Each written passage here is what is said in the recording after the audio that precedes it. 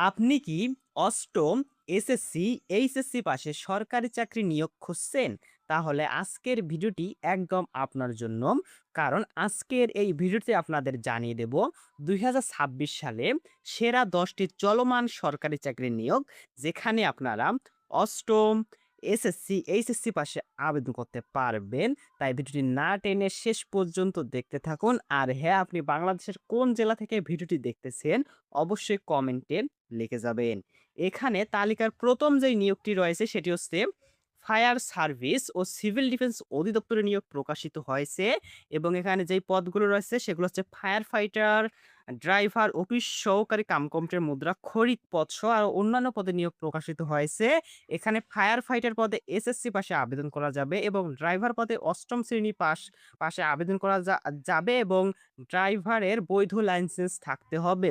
Office সহকারী computer মুদ্রাক্ষরিক পদে HSC পাশে আবেদন করা যাবে এবং কম্পিউটার চালনার দক্ষতা ও কম্পিউটার টাইপের গতি থাকতে হবে এবং এই ফায়ার সার্ভিস ও সিভিল ডিফেন্স অধিদপ্তরে নিয়োগের আবেদন শুরু হয়েছে ১০ এপ্রিল ২০২৬ এবং আবেদন শেষ হবে ৯ মে ২০২৬। এরপরে যে নিয়োগটি রয়েছে সেটি হচ্ছে বাংলাদেশ নৌবাহিনীর বেসামরিক নিয়োগ ২০২৬। এখানে হচ্ছে বিভিন্ন পদে নিয়োগ প্রকাশিত করেছে এবং আবেদন শুরু হয়েছে ১৩ এপ্রিল ২০২৬ এবং আবেদন শেষ হবে ৬ মে ২০২৬। এরপরে যে নিয়োগটি রয়েছে সেটি হচ্ছে যুব উন্নয়ন অধিদপ্তরে অফিস সহায়ক পদে নিয়োগ প্রকাশিত হয়েছে। এখানে হচ্ছে আ আবেদন শুরু হয়েছে ২ এপ্রিল ২০২৬ এবং শেষ হবে ১ মে ২০২৬।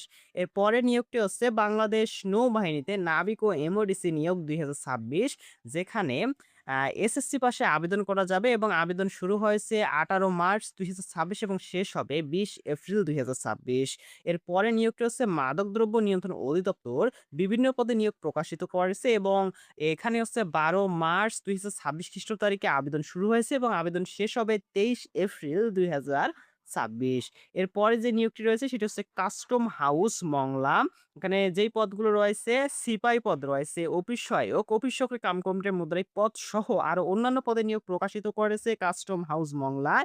এখানে হচ্ছে সিপাহি পদে এসএসসি পাশে আবেদন করা যাবে, অফিস সহায়ক পদে এসএসসি পাশে আবেদন করা যাবে, অফিস সহকারী কম্পিউটার মুদ্রাক্ষরিক পদে এইচএসসি পাশে আবেদন করা যাবে এবং কম্পিউটার ব্যবহারে দক্ষতা ও কম্পিউটার টাইপের গতি থাকলে অফিস সহকারী কম্পিউটার মুদ্রাক্ষরিক পদে আবেদন করা যাবে এবং কাস্টম হাউস মংলা এই নিয়োগের আবেদন শুরু হয়েছে ১ এপ্রিল ২০২৬ এবং শেষ হবে ৩০ এপ্রিল ২০২৬।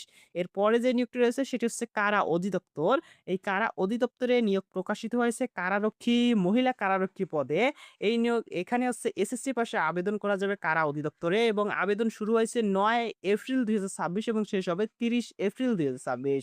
এরপরে নিয়োগটি হচ্ছে বাংলাদেশ পুলিশের কমান্ড্যান্ট এর কার্যালয়ে নিয়োগ প্রকাশিত হয়েছে। এখানে একটি পদে নিয়োগ প্রকাশিত হয়েছে, তা হলো অফিস সহকারী কম্পিউটার মুদ্রাক্ষরিক।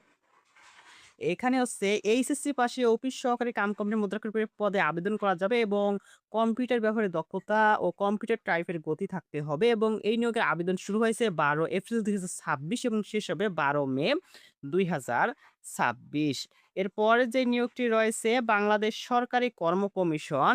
আ এখানে হচ্ছে নিয়োগ প্রকাশিত হয়েছে ২০২৬। এখানে হচ্ছে গাড়ি চালক, অফিস সহায়ক, কম্পিউটার মুদ্রাক্ষরিক পদ রয়েছে। এখানে গাড়ি চালক পদে ৮ম শ্রেণী পাশে আবেদন করা যাবে, অফিস সহায়ক পদে এসএসসি পাশে আবেদন করা যাবে এবং কম্পিউটার মুদ্রাক্ষরিক পদে এইচএসসি পাশে আবেদন করা যাবে এবং কম্পিউটার ব্যবহারে দক্ষতা এবং কম্পিউটার টাইপের গতি থাকতে হবে। এছাড়াও আরো অন্যান্য পদে নিয়োগ প্রকাশিত করেছে বাংলাদেশ সরকারি কর্ম কমিশন অধিদপ্তরে এবং আবেদন শুরু হবে ২৭ এপ্রিল ২০২৬ এবং শেষ হবে ১১ মে ২০২৬। সবশেষে যেই নিয়োগটি রয়েছে সেটি হচ্ছে কাস্টমস, এক্সাইজ ও ভ্যাট ট্রেনিং একাডেমি এবং এখানে যেই পদগুলো রয়েছে ড্রাইভার, অফিস সহায়ক, অফিস সহকারী কম্পিউটার মুদ্রাক্ষরিক সহ আরো অন্যান্য পদে নিয়োগ প্রকাশিত করেছে কাস্টমস, এক্সাইজ ও ভ্যাট ট্রেনিং একাডেমি। এখানে হচ্ছে ড্রাইভার পদে ৮ম শ্রেণীর পাশে আবেদন করা যাবে, অফিস সহায়ক পদে এসএসসি পাশে আবেদন করা যাবে, অফিস সহকারী কম্পিউটার মুদ্রাক্ষরিক পদে এইচএসসি পাশে আবেদন করা যাবে এবং কম্পিউটারের চালনার দক্ষতা থাকতে হবে এবং কম্পিউটার টাইপের গতি থাকতে হবে এবং কাস্টম, এক্সাইজ ও ভ্যাট ট্রেনিং একাডেমিতে আবেদন শুরু হয়েছে ১৯ এপ্রিল ২০২৬ খ্রিস্টাব্দ এবং শেষ হবে ১০ মে ২০২৬ খ্রিস্টাব্দ।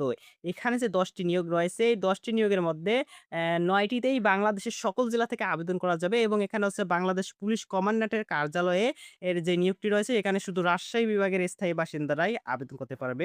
প্রিয় বন্ধুরা, এখানে যেই ১০ টি নিয়োগ রয়েছে, এই ১০ টি নিয়োগের মধ্যে আপনার শিক্ষাগত যোগ্যতা অনুযায়ী আপনার যেই নিয়োগে আবেদন করলে আপনার জন্য ভালো হবে, আপনি সেই নিয়োগে এখানে আবেদন করতে পারবেন। আর যারা এখন পর্যন্ত আমাদের ইউটিউব চ্যানেলটি সাবস্ক্রাইব করেনি, অবশ্যই সাবস্ক্রাইব করে রাখবেন। কারণ চাকরির সব আপডেট আমাদের ইউটিউব চ্যানেলে প্রতিনিয়ত দেওয়া হয়ে থাকে। আর এই ভিডিওটি আপনার বন্ধুদের সাথেও শেয়ার করে দিন যাতে তারাও এই নিয়োগ বিজ্ঞপ্তি সম্পর্কে জানতে পারে।